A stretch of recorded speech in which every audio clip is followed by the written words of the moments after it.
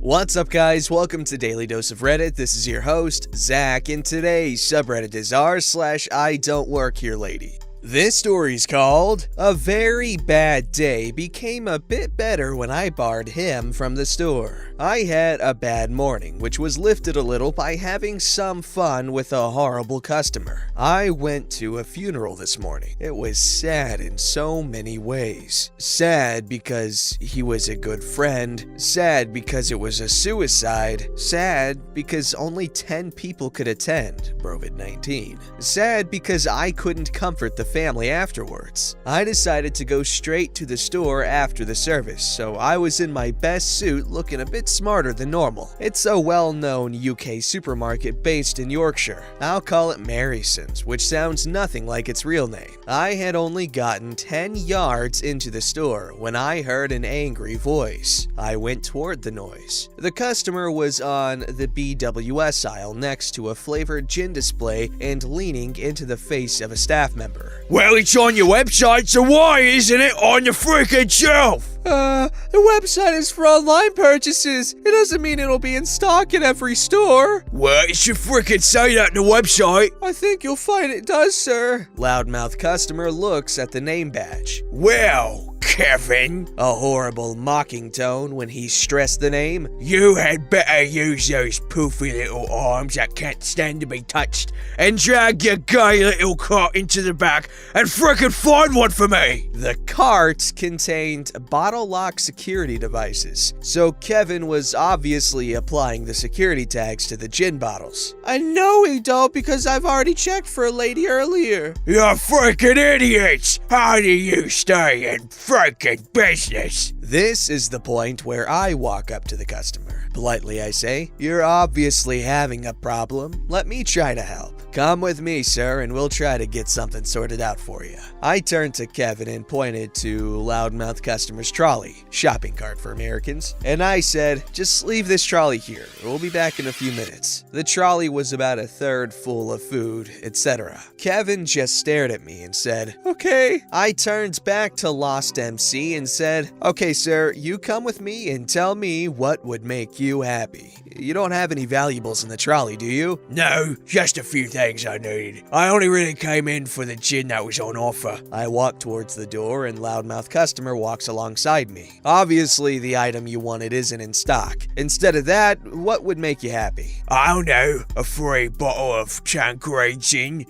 for all the stress and inconvenience." Tanqueray is on the expensive end for supermarket stock. We approach the door. Let me see what I can do. We have to go out of the store and back in through the side entrance. There's a strange one-way system because of Brovid. Just follow me. He followed me out of the store, past the customer channel set up for social distancing. He was grumbling all the way. "Maybe one bottle isn't enough. I had to deal with that spindly idiot shelf-stacker back there. It took me ages just to get him to understand what gin I was after." We were about 35 yards from the entrance when I stopped him. "Let me stop you here. Let me explain the situation. You won't be receiving any compensation. The only reason I've walked with you this far out of the store is because you are using foul language in the store where there are children. You are abusive and homophobic to a staff member. There is a zero tolerance policy for any abuse, homophobia, or racism.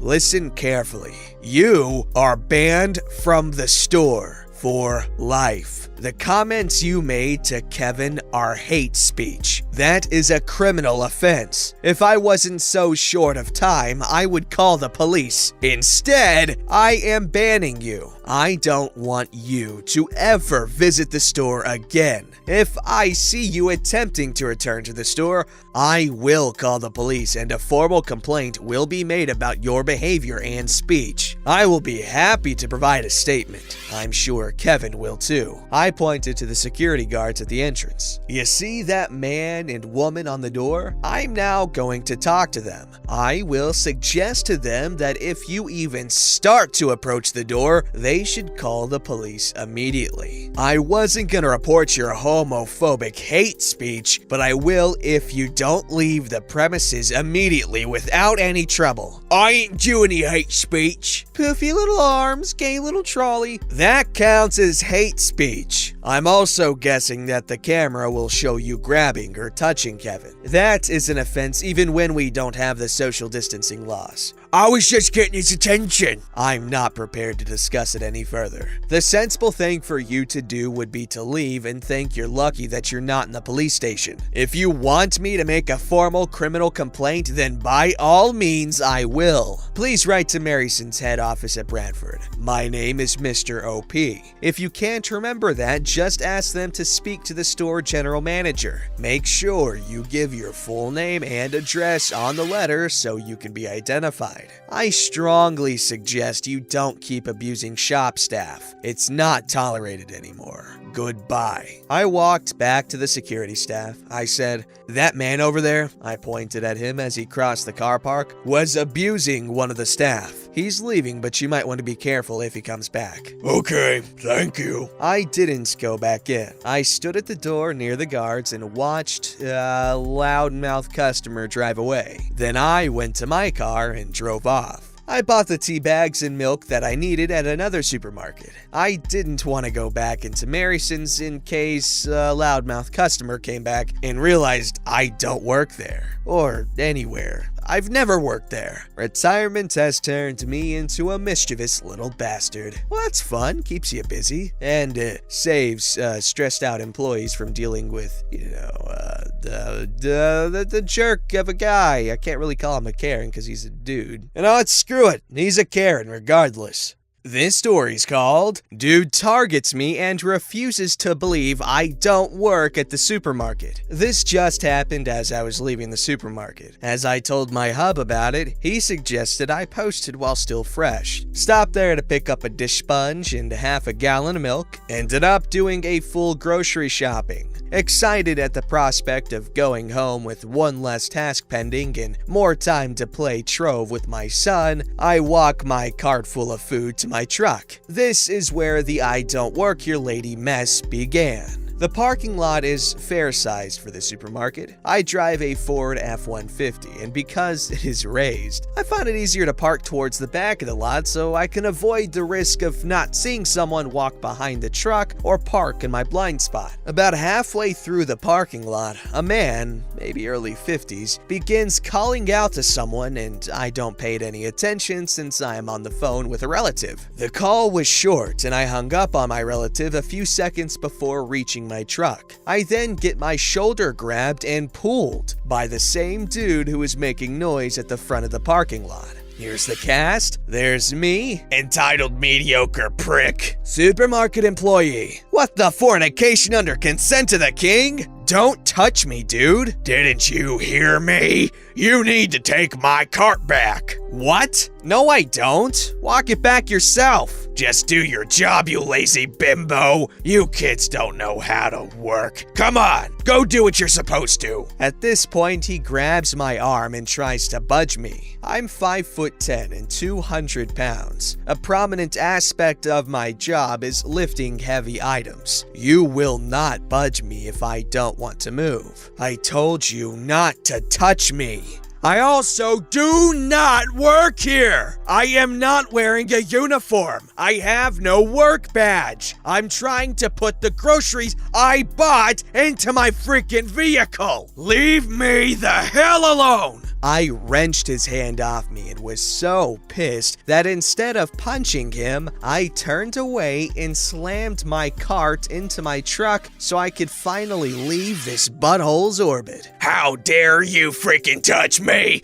And you just scratched that truck. I'm gonna get you fired and arrested for being a crappy employee. Now the store employee, a young man who picks up the shopping carts, jogs over to see what's up and is treated to witnessing me trying to get my groceries in my truck and the entitled mediocre prick butthole grabbing my bags and slamming them onto the ground. At this point, I'm all sorts of done and ask the kid to call the manager and the cops and to pull up camera footage. I'm gonna need it. Store employee is like a deer in headlights, but sets off to get help. Entitled mediocre prick is now trying to keep me from getting in my truck because butthole. The whole time he is screaming at the top of his lungs about how I will be fired and arrested. Store employee came back. Manager unavailable. Great. I asked the store employee to stay back since entitled mediocre prick is unhinged and used a small spray bottle of outdoor bleach mixture I keep in my purse to sanitize my work gear when I remove it. Sprayed it in entitled mediocre prick's eyes and that got him to budge. I then sat on entitled mediocre prick and I guess all that crap was enough for the manager to show up when the store employee went back a second time to get him. The security guard was very nice as he restrained entitled mediocre prick while we waited for police. The manager apologized and asked for my receipt so they could replace my groceries and then showed the cops their footage of the cluster lovemaking when they arrived. Turns out, entitled mediocre prick has a history of assault against women. Shocking, I know. And an attempted kidnapping last year. The store employee theorized that entitled mediocre prick may have been trying to get me closer to his car since the cart drop-off was 2 cars away from him. I'm pressing charges and the supermarket is gonna have to switch security companies. Where the heck was the parking lot security guy? Chatting up teenage girls on the other side of the parking lot. I'm so freaking pissed because it could have gone way worse for me or another woman. Update! Got a call from my lawyer this morning that entitled mediocre prick was trying to get released from custody last night because his elderly mother made a scene at the station. My lawyer wasn't having it and knows I sure as crap wouldn't either. Bail was already high, but the on-duty officers were ready to let this butthole walk out because they didn't want to hear her whine and scream anymore. His ass will have to sit tight until Monday or Tuesday. I read through most of your comments. Thank you to those who have been supportive. I live in the Caribbean, not the 50 states. Pepper or wasp spray, guns are not options here. I'm black. I have to think 15 steps ahead before I defend myself and ask for help. It may cost me dearly. 5'10" and 200 pounds does not deter men from being crappy. I'm not muscular in a mainstream way, although some of those comments had me wheezing. I use bleach for work and for defense. If you choose to, I hope it helps. To those in the mindset that assume this is fake or overkill, I feel bad for the women in your life. The crap and danger they face, they might be facing alone because of that attitude. We'll update this coming week when we go to court. Thanks, guys. Oh yeah, do not mess around with parking lots late at night. They are no joke. Like, I've heard stories from people I know personally where they have straight up been attempted to be kidnapped. You get what I'm saying? There's attempted kidnappings going on where they are the intended kidnappee. Anyway, this occurred like in a parking lot when she was literally walking with her mom. And she was a teenager at the time, so like, this stuff's crazy. It happens all the time, unfortunately. So, yes, be careful in parking lots, especially at nighttime. Especially parking garages. Oh my god! This story's called Because I Do Work There. Not sure if this really belongs here, but it's tangentially related. About 12 years ago, a few years after I started working for the government in a very particular security agency, not part of the deep state, and I can't find anyone who is, I would stop at my neighborhood grocery store on the way home once or twice a week to pick up fresh items. During the winter, I would wear a long, dark overcoat atop my suit, as the fashion of the time, a black fedora. Me, being clueless as to how I looked, would happily complete my shopping. I took little notice of what went on around me. Fast forward about a month. As I am shopping, an older man wearing a manager name tag approached me. He asked if he could speak to me for a couple of minutes and then proceeded to show me around the store. I, still in an utterly clueless state, am confused when he begins to point out abandoned, half-filled grocery carts. After a few minutes, I stop him and asked what this is actually about. This happens rings every time you come in, and I think you're coming from your office. I nod, still confused. Haven't you heard what the customers are whispering? I shake my head, even more confused. They keep saying, Federales,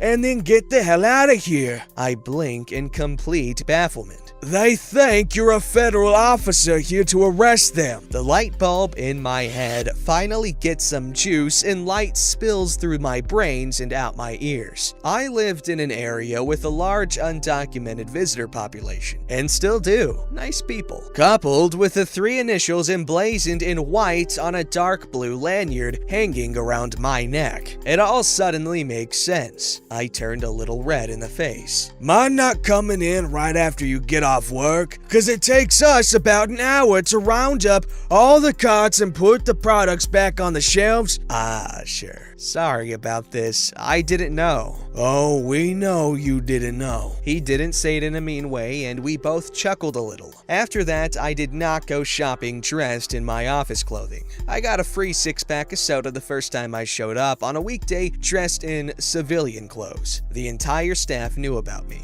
That was a cute little story. It's really sad how a lot of these people are just trying to shop and they freak out at the sight of a government worker. Just goes to show how on edge a lot of families are constantly. This story's called Buy Me Dinner. My neighbor is a 70-something cat lady who will take me to lunch every other weekend in exchange for lifting all the cat litter and cat food at the pet store and then unloading it at her place. Last December, before everything, the store decided they weren't letting carts leave the building, so I took the first bunch of bags to the car and went back while she got the car started and pulled up to the doors. On the last trip inside, a Karen grabs my waist and snaps, "You're helping me next!" I give the, "Sorry, I don't work here" spiel, and she seems to absorb that I'm not wearing a polo and khakis and that I'm listening to music. This doesn't stop her though. "Well, you'll still help me anyway." And with the desperation of having held back a joke I'd wanted to make for years, I said, "You'll have to buy me dinner first," and left. I don't know why you'd hold that back from a 70-year-old lady. You'd be surprised. A lot of older ladies love an inappropriate joke every now and then, especially if it's about something you got going on between just the two of you guys. That's called an inside joke, and I'm sure she'd appreciate having one. Don't forget to like, subscribe, and hit that bell to never miss an episode.